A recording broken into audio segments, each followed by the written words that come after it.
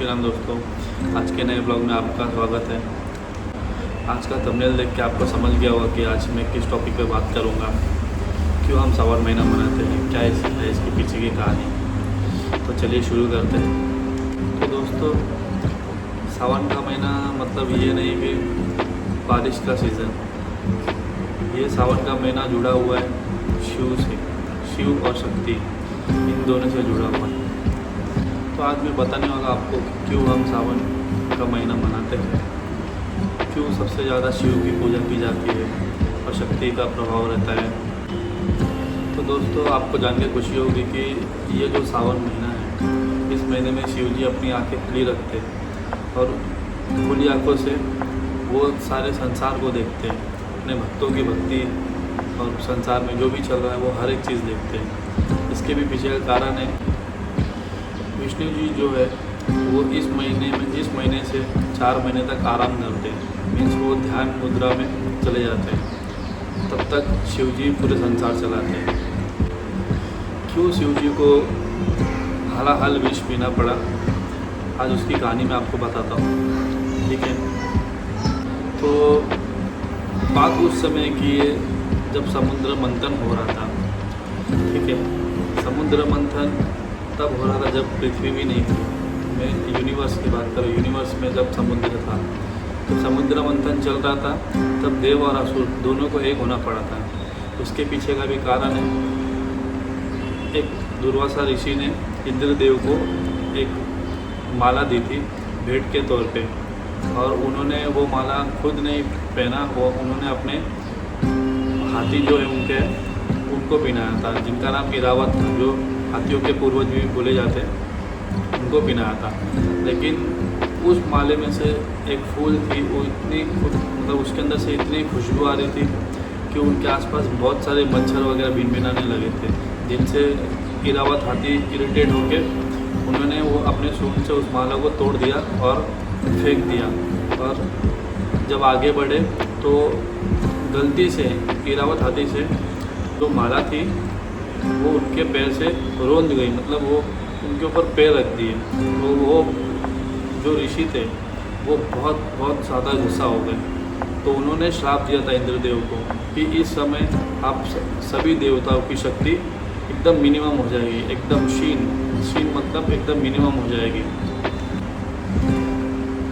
ऋषि को गुस्सा इसके लिए आया था कि वो जो माला थी वो साक्षात शिव भगवान ने ऋषि की तपस्या से खुश होकर उनको वो माला दी थी।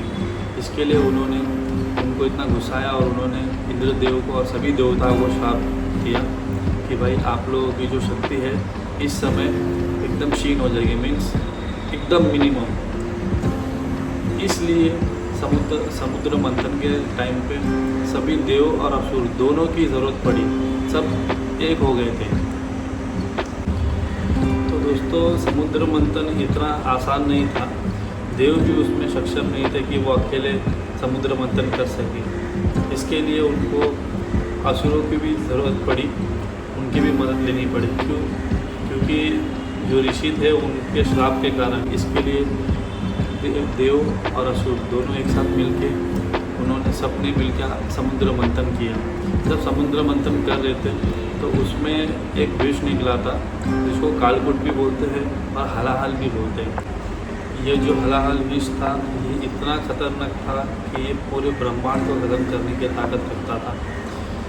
इसमें कुछ नहीं बच सकता था, ना देवता बचते, ना असुर बचता, ना कोई भगवान बचता, ना जीव जंतु बचते, कोई नहीं बचता। सिर्फ महादेव के अंदर वो शक्ति थी कि जो इस विष को अपने काबू में कर सकते थे।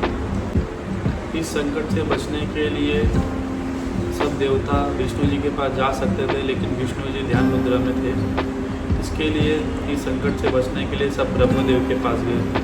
सब ब्रह्मदेव के पास गए और उनसे हाथ जोड़े कि आप इस सृष्टि के रचयिता है, आप ही इसका हल दीजिए, हल बताइए।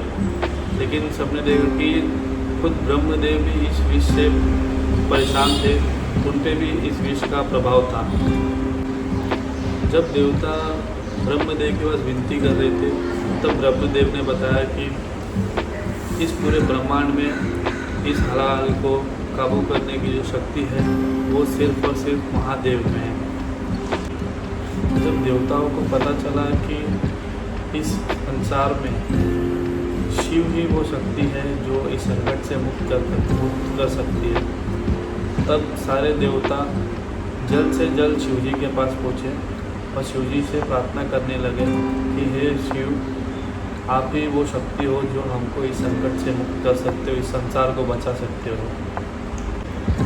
तब शिव जी ने उस हलाल को पी लिया और पी के उनके अंदर इतनी शक्ति की उन्होंने ना उसको निगला ना बाहर आने दिया, उनको अपने कंठ में, मतलब जो ये पार्ट है यहाँ पे, उनको उस विष को रोक लिया। इसलिए कि अगर वो नीचे जाता तो शिव जी को भी नुकसान होता और बाहर आता तो संसार खत्म हो जाता। इसलिए शिव जी ने उस विष को, हलाल को अपने कंठ में रोक लिया। इसके लिए वो नीलकंठ भी कहलाते हैं और उनका पूरा ये जो पार्ट है, ये कंठ वाला, ये पूरा नीला हो गया था। इसके लिए उनका नाम नीलकंठ भी कहा जाता है।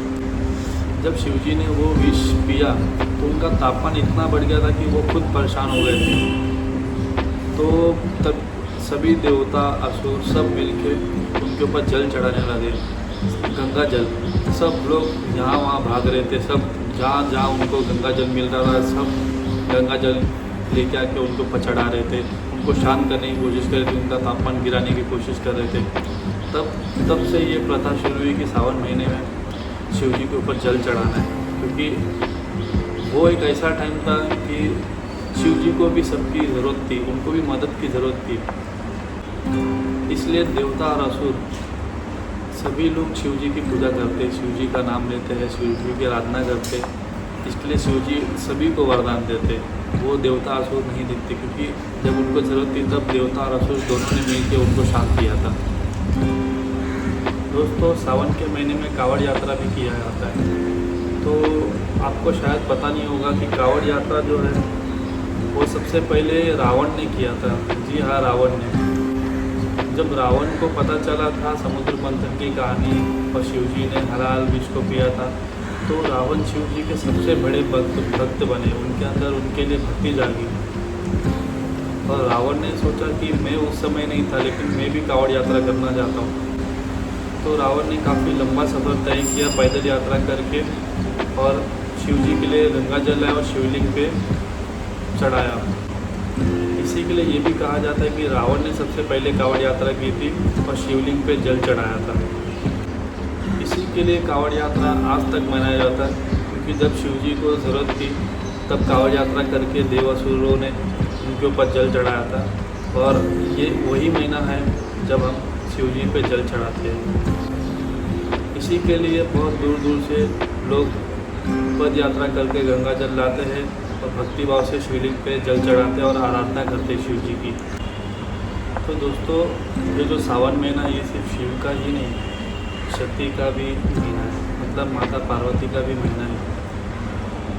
क्योंकि महादेव ने 108 जन्म के बाद माता पार्वती को इसी महीने में सावन के तीसरे दिन अपने पत्नी के रूप में एक्सेप्ट किया था। सावन महीना शुरू होते ही जो तीसरा दिन हरियाली तीज जिसको बोलते हैं, उस तीज में शिव जी ने पहली बार अपनी पार्वती माता को अपनी अर्धांगिनी मतलब पत्नी के रूप में स्वीकार किया था। इसके लिए हरियाली तीज को भी मनाया जाता है।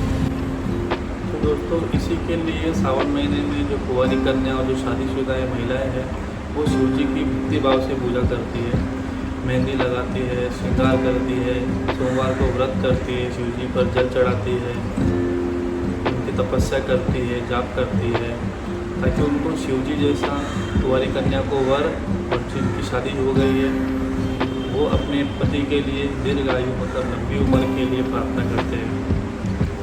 तो दोस्तों, इसी सावन के महीने में जो मुख्य त्यौहार है जैसे हरियाली तीज, नागपंचमी और रक्षाबंधन, वो इसी महीने में आते हैं।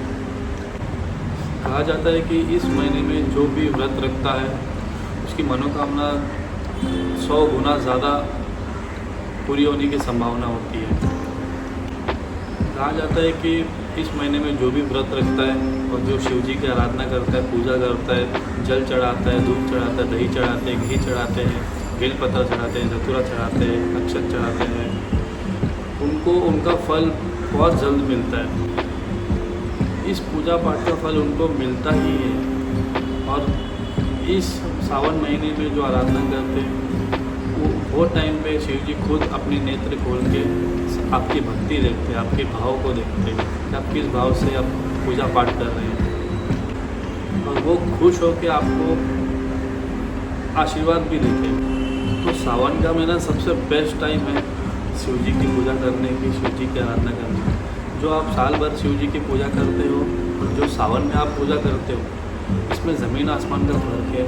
जो सावन में पूजा करते हैं वो आपका 100 गुना ज़्यादा माना जाता है कि आपको उसका जो फल मिलने वाला है वो 100 गुना ज़्यादा आप शिव जी तक आपकी आराधना पहुँचेगी, आपके भाव पहुँचेंगे, आपकी इच्छा पहुँचेंगी। तो सभी को सावन महीने में व्रत करना बहुत आवश्यक है, बहुत ज़रूरी है, सबको करना भी चाहिए। क्योंकि एक जो हम आज है वो संसार शिव जी के कारण ही है। सबको शिव जी की पूजा सावन में करना ही चाहिए, क्योंकि जो आज संसार है वो शिव जी के कारण ही है। अगर उन्होंने वो विष हलाल नहीं दिया होता तो ये संसार नहीं बचता। सावन महीने में सभी को व्रत रखना चाहिए, शिव जी की आराधना करनी चाहिए, उनकी पूजा तपस्या, ओम नमः शिवाय का जाप करना चाहिए, महामृत्युंजय मंत्र का जाप करना चाहिए। इससे आपके जीवन में बहुत सारे बदलाव आएंगे। तो दोस्तों, सावन में ही क्यों बारिश आता है, ये भी उस समय से जुड़ा हुआ है जब शिव जी को सबकी ज़रूरत थी। जब शिव जी ने हलाल विष को पिया था तब उनको भी देव असुर सबकी ज़रूरत पड़ी। देव असुर, ऋषि, जीव जंतु, पशु पक्षी सभी ने उनके ऊपर जल चढ़ाया था और उन्होंने एक नई सृष्टि का निर्माण किया था।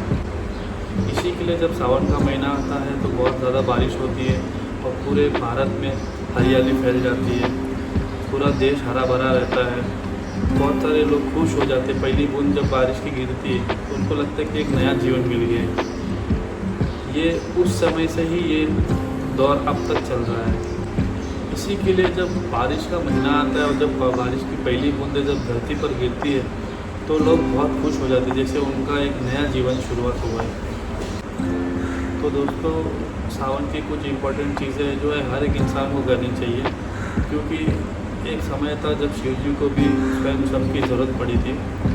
तो एक भक्ति भाव से आपको कम से कम सोमवार को उपवास रखना चाहिए, शिव जी पर जल चढ़ाना चाहिए, बेलपत्र, धतूरा, अक्षत, ये सारी चीज़ें करनी चाहिए। और ओम नमः शिवाय का जाप करना चाहिए, महामृत्युंजय का जाप करना चाहिए, जितना हो सके उतना। आशा करता हूँ आपको इस वीडियो से सावन की कहानी समझ में आई होगी, और मेरी महादेव से प्रार्थना है कि आपका परिवार हंसता खेलता रहे, खुश रहे, स्वस्थ रहे। अगर आपको ये वीडियो अच्छी लगे तो प्लीज़ लाइक, कमेंट, शेयर और सब्सक्राइब करना ना भूलें। मिलते हैं अगली वीडियो में। हर हर महादेव, जय